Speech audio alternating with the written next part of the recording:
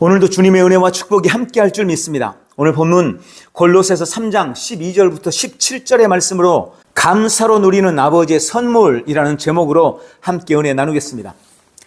어느 감사주일에 온 성도가 함께 예배를 드리게 되었습니다. 평소에는 어린이 예배를 따로 드리던 교회 학교 아이들도 이제 예배당의 맨 앞에 자리를 잡고 함께 예배하게 되었습니다. 그런데 앞에 여러 순서에 이미 지쳐버린 우리 교회 학교 아이들이 평소에 듣던 전도사님의 아이들의 눈높이에 맞는 재미있는 설교와는 다른 담임 목사님의 설교에 지루해하면서 떠들기 시작했습니다. 함께 앉아있던 선생님들의 주의에도 불구하고 예배당은 아수라장이 되었고 목사님은 식은땀을 뻘뻘 흘리며 겨우겨우 설교를 끝내게 됐습니다. 모든 순서가 끝나고 목사님이 축도를 하게 되었는데 그 모습을 처음 본 한 아이가 옆에 있는 친구에게 물었답니다. 야, 범준아, 목사님이 왜 손을 들고 기도하는 거야? 그러자 범준이가 큰 소리로 말했습니다. 야, 그것도 몰라? 오늘 목사님이 설교를 잘 못해서 하나님 앞에 벌 서는 거잖아. 이따 제가 축도할 때 그렇게 생각하는 분이 단 한 분도 없기를 바랍니다. 11월 감사의 절기를 보내면서 계속 감사에 관한 메시지를 전하고 있습니다. 특히 오늘은 왜 감사가 중요한지 새로운 측면에서 묵상을 하고 은혜를 나누도록 하겠습니다. 오늘 읽은 본문 12절에는 우리가 그리스도 예수님 안에서 거듭남으로 얻은 새로운 신분에 대해서 세 가지로 말씀합니다. 첫째, 우리는 하나님의 택하신 자라는 것입니다. 두 번째, 우리는 거룩한 자이며 세 번째, 하나님의 사랑을 받은 자라고 말씀합니다. 여러분, 누가 뭐래도 이것이 예수 믿는 우리의 새로워진 정체성입니다. 믿는 우리는 한 사람 한 사람 다 하나님께 택함을 받았습니다. 예수 그리스도의 구속으로 말미암아 우리는 다 거룩한 자, 의인이 되었습니다. 더 이상 죄인이 아닙니다. 또 우리는 하나님의 사랑을 받은 자가 되었습니다. 이것은 우리가 자격을 갖추었거나 어떤 공로가 있어서 된 것이 아니고 예수님의 십자가로 말미암아 하나님의 은혜로 된 것입니다. 이 말은 우리의 행위나 어떤 잘못이 나의 새로운 신분, 나의 새로운 정체성을 파기하거나 무효할 수 없다는 뜻이기도 합니다. 그리고 12절 하반절에 그 신분에 걸맞는 우리가 입어야 할 옷에 대해서 말씀합니다. 긍휼과 자비와 겸손과 온유와 오래 참음을 옷 입고, 거듭난 성도는 긍휼의 옷을 입어야 합니다. 우리는 자비의 옷을 입어야 합니다. 우리는 겸손의 옷을 입어야 합니다. 온유의 옷, 오래 참음의 옷을 입어야 하는 것입니다. 이러한 성도가 입어야 할 옷에 대해서 로마서 13장 14절에서는 오직 주 예수 그리스도로 옷 입고 정욕을 위하여 육신의 일을 도모하지 말라라고 하십니다. 우리가 입어야 할 옷이 예수 그리스도의 옷이라고 말씀하시는 것입니다. 그리고 갈라디아서 3장 27절은 누구든지 그리스도와 합하기 위하여 세례를 받은 자는 그리스도로 옷 입었느니라 라고 말씀합니다. 예수님과 합하여 세례를 받은 자, 즉 예수님을 믿고 영접한 자는 이미 그리스도로 옷을 입었다고 말씀하십니다. 우리는 이미 그리스도로 옷을 입었습니다. 지금 우리는 예수 그리스도의 옷을 입고 있는 것입니다. 여러분, 옷이라는 것은 그 사람의 정체성을 뜻합니다. 군복을 입고 있으면 그는 군인입니다. 경찰복을 입고 있다면 그 사람은 경찰입니다. 그런데 군복을 입었다고 다 똑같은 군인이 아니라는 것을 우리는 압니다. 똑같은 군복을 입었어도 누구는 이등병이고 상병이 있습니다. 하사관도 있고 장교도 있습니다. 똑같은 신분의 군인이지만 미치는 영향력과 능력의 차이는 다 다르다는 것입니다. 우리가 다 예수 그리스도로 옷 입고 있어도 어떤 사람은 긍휼과 자비와 겸손의 옷을 입고 있지만 어떤 사람은 단지 긍휼의 옷만을 입고 있을 수 있습니다.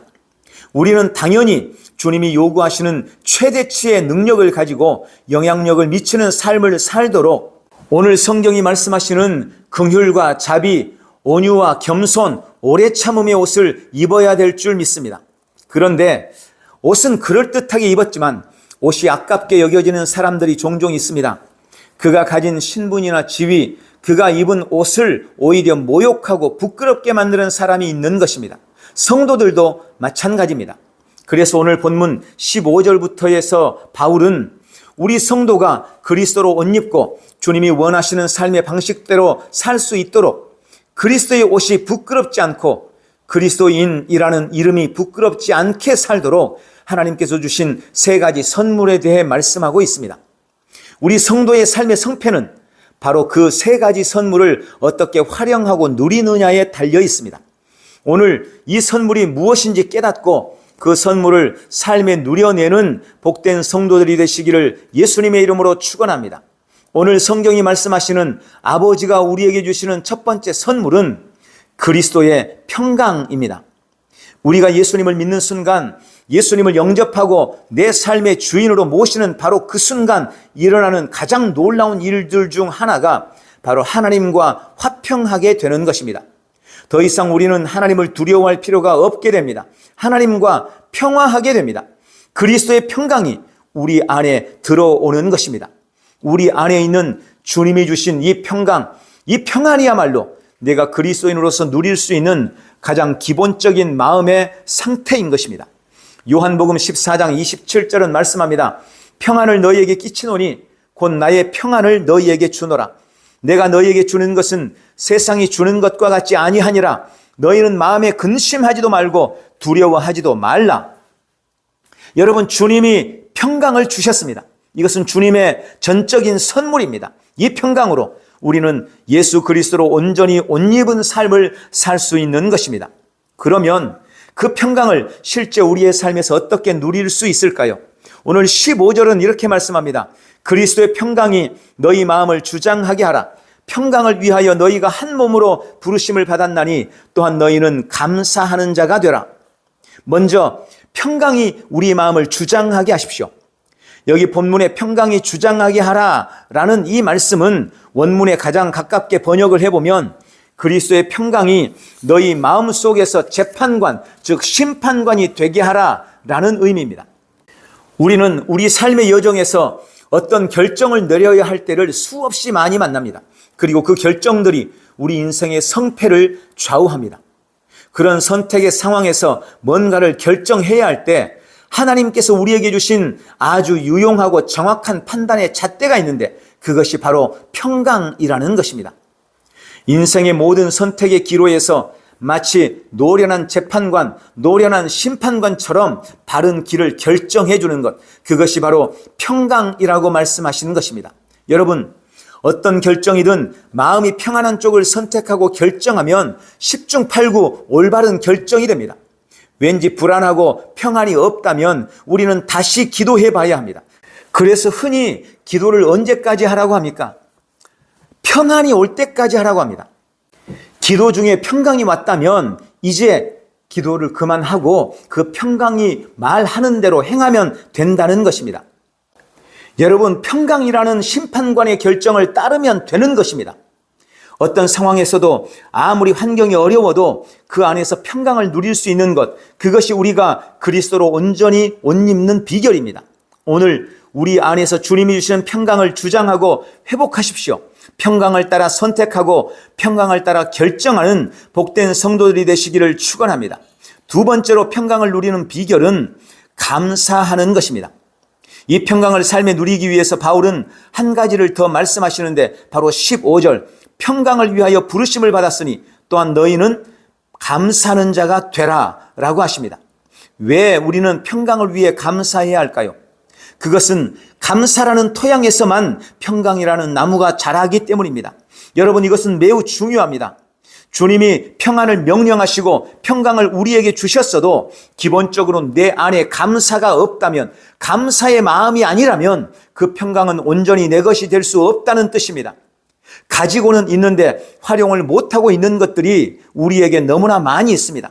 마찬가지로 주님의 평강을 나에게 주셨고 내가 그 평강을 가지고 있지만 그 평강이 실제로 삶에 나타나고 그 평강을 우리가 누리기 위해서는 감사가 필수적이라고 말씀하시는 것입니다. 감사할 때 주님이 주신 평강을 내 삶에서 누릴 수 있습니다. 감사할 때 평강의 선물이 온전히 내 것이 되는 것입니다. 두 번째, 아버지께서 우리에게 주시는 선물은 그리스도의 말씀입니다. 요한복음 17장 8절에 보면 예수님께서 유대 병정들에게 체포되시기 직전에 하나님 앞에 기도하는 내용이 기록되어 있습니다.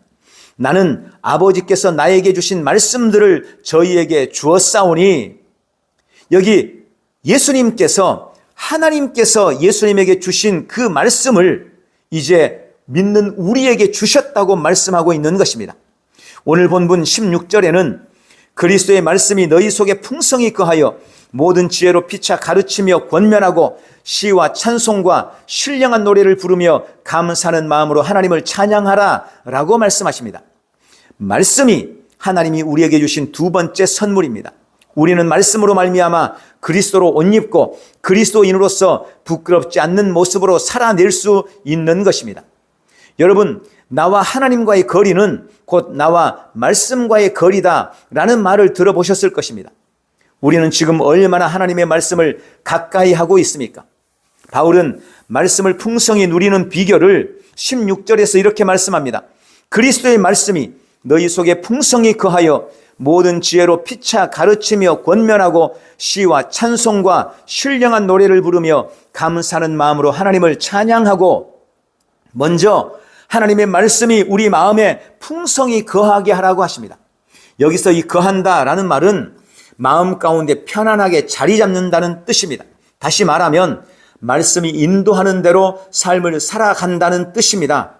말씀은 이렇게 하는데 내가 저렇게 한다면 어떻게 그 말씀이 내 안에서 편안히 자리 잡을 수 있겠습니까? 말씀에 순종하고 말씀이 말하는 삶을 살아낼 때 하나님의 말씀은 내 안에서 자리 잡을 수 있는 것입니다. 어떻게 하나님의 말씀이 인도하는 삶을 살 수 있을까요?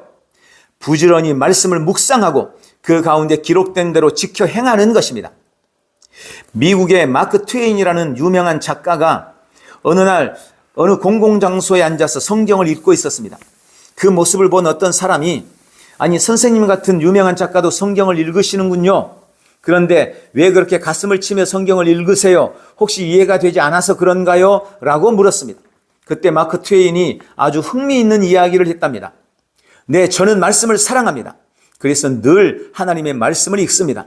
물론 이해가 되지 않는 것도 많습니다. 그러나 제가 지금 고통스러운 것은 이해되지 않는 말씀 때문이 아니라 제가 너무도 잘 알고 있는 말씀을 내 자신이 실천하지 못하는 모습을 보고 있기 때문입니다. 라고 말했다고 합니다. 여러분, 말씀을 지켜 행하는 힘은 말씀을 묵상함에서 나옵니다. 말씀에서 눈을 떼지 말고 생각을 떼지 마십시오. 날마다 입술로 말씀을 읊조리고 중얼거리며 하나님의 말씀을 선언하고 선포하십시오. 하나님의 말씀을 늘 묵상하고 그 뜻대로 지켜 행함으로 말씀이 주는 은혜를 범사에 누리시기를 축원합니다.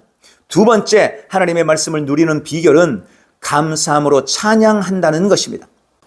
본문 16절에 기록된 시와 찬송과 신령한 노래는 바로 하나님의 말씀을 의미합니다. 하나님의 백성들에게 하나님의 말씀은 그들의 시가 되고 그들의 찬송이 되고 그들의 신령한 노래가 되었습니다.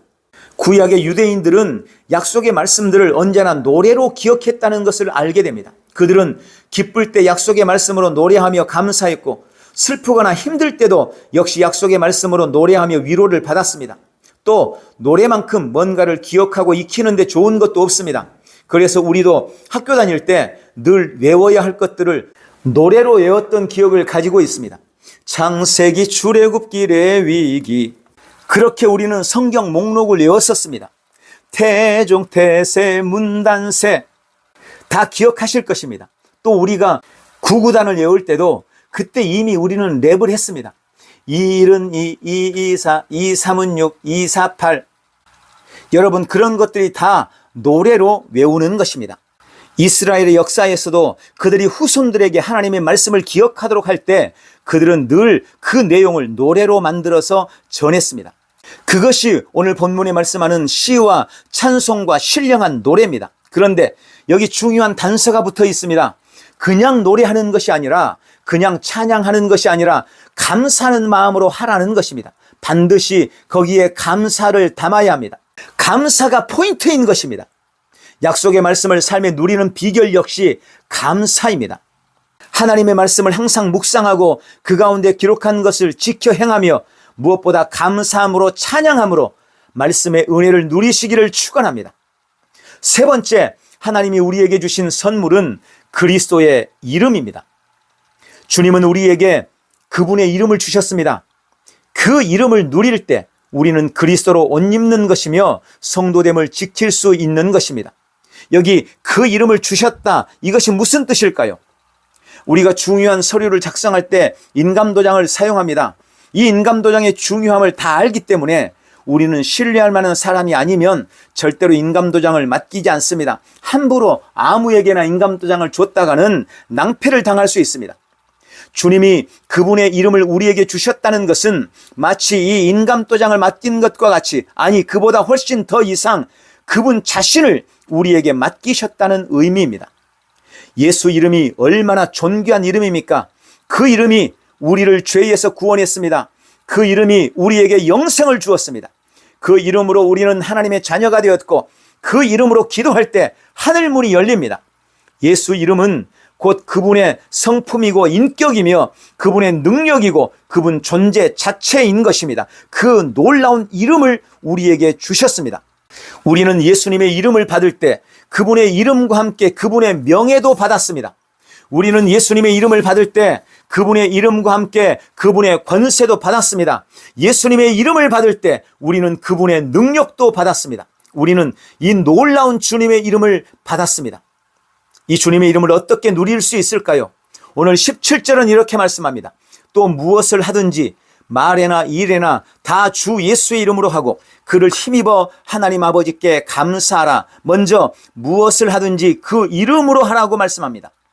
예수 이름을 누리는 비결은 범사를 예수님의 이름으로 하는 것입니다. 예수 이름으로 할 때 그 능력을 경험하게 된다는 것입니다. 예수의 이름을 의지하면 어둠이 떠나갑니다. 예수의 이름을 의지하면 닫힌 문이 열립니다. 예수의 이름을 의지하면 기적이 일어납니다. 예수 이름의 능력은 그 이름을 사용할 때 나타나는 것입니다. 목사님, 예수 이름이 그렇게 귀한데 어떻게 함부로 아무 때나 말합니까? 여러분, 아끼다가 못 된다는 말이 있죠. 주님은 우리에게 예수 이름을 활용하고 사용하라고 말씀하셨고 오늘 본문에도 무엇을 하든지 말에나 일에나 다 주 예수의 이름으로 하라고 분명하게 말씀하고 계십니다. 그러므로 무엇을 하든지 무슨 일을 하든지 무슨 말을 하든지 다 예수 이름으로 하시기를 축원합니다. 그런데 저는 여기서 중요한 것을 한 가지 더 묵상했습니다. 내가 만약 어떤 사람의 인감 도장을 맡았다면 그것은 특권이기도 하지만 다른 한편으로는 막중한 책임이기도 합니다. 예수님의 인감 도장, 예수님의 이름을 받은 우리에게는 그분의 의도에 맞게 그 이름을 사용해야 할 책임도 함께 지워졌다는 것을 기억해야 합니다. 내가 하는 말, 내가 가는 길, 내가 하는 모든 일에 예수님의 명예가 달렸습니다. 이제 내 삶이 나만의 삶이 아닌 게 되는 것입니다. 내 일이 내 일이 아닙니다. 내가 하는 말, 내가 하는 일, 내가 가는 길, 나의 모든 인생에 그리스도인이라는 이름표, 예수 이름이라는 꼬리표가 달려다니는 것입니다. 그래서 때론 그 이름이 우리에게 주는 의무와 사명이 너무나 크게 느껴질 때도 있습니다. 그러나 그럼에도 우리는 그 이름 안에 있는 놀라운 은혜를 알기 때문에 결코 그 이름이 주는 권리와 축복을 포기할 수 없는 것입니다. 무엇을 하든지 예수의 이름으로 하시기를 축원합니다. 또한 두 번째, 예수 이름을 누리기 위해서는 예수님을 힘입어 하나님께 감사하라 라고 말씀하십니다. 역시 17절에 다 주 예수의 이름으로 하고 그를 힘입어 하나님 아버지께 감사하라 라고 하십니다. 예수 이름이 가진 은혜와 능력을 누리는 비결 역시 감사하는 것입니다. 그 이름을 주신 주님께 감사하십시오. 그 이름의 능력에 감사하십시오. 그 이름 자체에 감사하십시오. 하나님께 감사하시기 바랍니다. 감사할 때 내 말, 내 일, 내 길에 역사하시는 예수님의 이름의 권세를 마음껏 누리게 될 줄 믿습니다. 오늘 그런 놀라운 역사가 있기를 주님의 이름으로 축원합니다. 여기서 우리는 중요한 비밀을 하나 발견해내야 합니다. 하나님이 우리에게 주신 선물, 그리스도의 평강, 그리스도의 말씀, 그리고 그리스도의 이름, 그 모든 것들을 우리의 삶에 온전히 누리는 비결이 바로 감사라는 사실입니다. 주님은 그 선물 하나하나를 우리에게 말씀하실 때마다 감사라고 함께 말씀하고 있습니다. 오늘 감사로 주님께서 주시는 놀라운 은혜를 누리시기를 축원합니다. 오늘 말씀을 맺겠습니다. 오늘 말씀의 핵심은 이것입니다. 하나님께서 우리를 새로운 피조물로 지으시고 우리가 그리스도로 옷 입고 그 새로운 신분과 지위에 맞는 삶을 살도록 그리스도의 평강, 그리스도의 말씀, 그리스도의 이름을 선물로 주셨는데 그것을 삶에서 누리는 비결이 감사라는 것입니다. 그러므로 하나님이 선물로 주신 그리스도의 평강을 날마다 주장하십시오. 평강이 심판관이 되게 하십시오. 그리스도의 말씀이 우리 마음 안에 거하도록 부지런히 말씀을 묵상하고 힘써 지켜 행하십시오. 무엇을 하든지 예수 그리스도 그 이름으로 하십시오. 그리고 그 모든 것을 감사로 하시기를 축원합니다. 오직 감사함으로 그리스도로 옷 입고 그리스도의 평강과 그리스도의 말씀과 예수 이름이 가진 은혜와 능력을 범사에 누려내는 복되고 귀한 성도들이 되시기를 예수님의 이름으로 축원합니다. 기도하겠습니다. 사랑하는 아버지, 그리스도 예수 안에서 나를 택하시고 거룩하게 하시며 하나님의 사랑을 받는 자가 되게 하시니 감사합니다. 또한 그리스도의 평강과 그분의 말씀과 위대한 이름을 선물로 주셔서 그리스도로 옷 입은 삶을 살게 하시니 감사드립니다. 나는 그리스도의 평강을 내 삶의 나침판과 이정표로 삼고 무엇보다 감사로 평강을 누리기로 선택합니다. 날마다 말씀을 묵상하며 그 말씀이 내 마음에 자리 잡게 하고 감사의 찬송으로 말씀의 능력을 삶에 나타내기로 결단합니다. 나는 항상 모든 말과 일을 예수의 이름으로 하고 감사함으로 그 이름의 권세와 능력을 삶에 누릴 것입니다.